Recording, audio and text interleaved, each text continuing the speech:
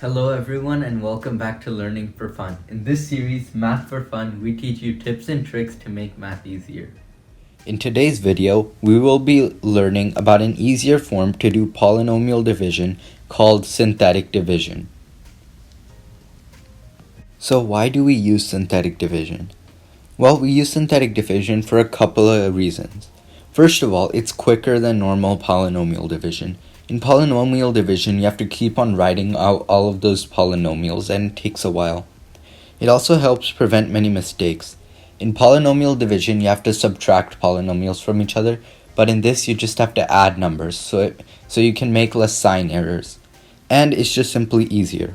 This is a picture of what synthetic division looks like, and I'll explain more about it on the next slide when I show an example of how to do synthetic division. So, in this first example, we're going to use the polynomial x cubed minus 3x squared plus 5x minus 2. And we're going to divide that by x plus 5. So now, to start off with synthetic division, we draw an upside down division sign like we normally do. And then we look at this term, x plus 5. So imagine if that 5 wasn't there, we would put a variable there, let's say x plus y. So if that was x plus y, outside here, outside of the division sign, we put negative y. So in this case, x plus 5 would be negative 5. And then inside, we write each of the coefficients and the constants of the equation. So for x cubed, it's 1, negative 3x squared is negative 3, 5x is 5, and negative 2 is just negative 2.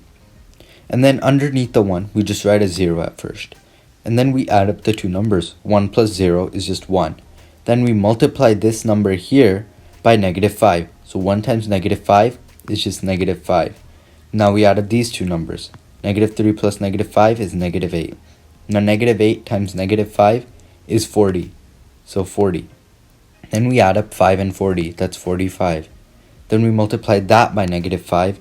That's negative 225.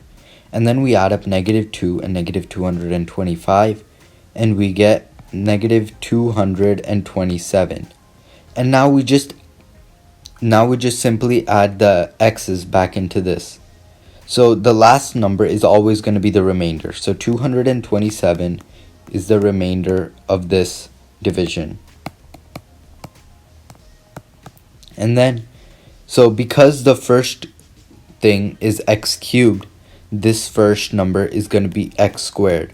So, and then because the coefficient is 1, it's just x squared. The next one was x squared, so now it's just x. So it's negative 8x. And then this 45 is just going to remain a 45. So plus 45. And then the remainder is negative 227. And that's how we do the first example.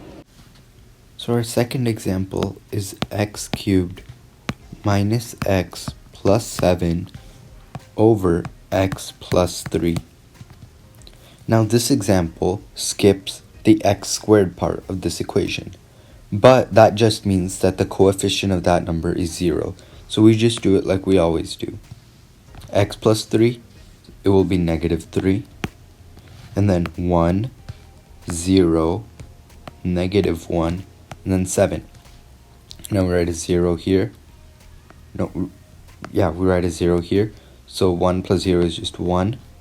And then negative 3 times 1 is negative 3.